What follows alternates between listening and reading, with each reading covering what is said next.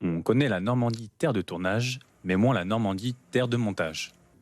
Pourtant, ici à Rouen, le studio Casar a fait peau neuve en 2022 et est maintenant prêt à accueillir toutes les plus grosses productions du territoire. C'est du moins ce que souhaite le président de la région.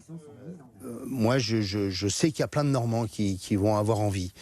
Quelqu'un comme Maxime Delaunay qui constamment porte la Normandie, la défend. Il n'y a aucune raison qu'il aille faire sa post-production ailleurs. Maintenant, c'est interdit. Ben, moi, je vais lui dire, tu sais, il y a, ici à Rouen, là, il y a une entreprise de post-production, voilà, bourrée de talent, et qui, en plus de ça, sont plutôt sympathiques, donc ça aide. Salle de montage, mixage sonore, auditorium Dolby dernier cri.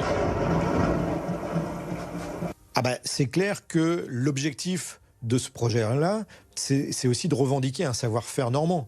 C'est-à-dire que si demain, il peut se fabriquer des films qui sont portés par des talents sur le territoire, qu'ils soient tournés sur le territoire, on a tout ce qu'il faut sur le territoire pour revendiquer aussi des décors qui sont à nul autre pareil, et qu'en plus, si ces films-là sont post-produits ici, et donc qu'on réalise, qu'on produit un film de A à Z en Normandie, je pense qu'Hervé Morin sera très content de ça. En production actuellement, un documentaire sur le D-Day, un autre sur l'histoire des Normands de Sicile.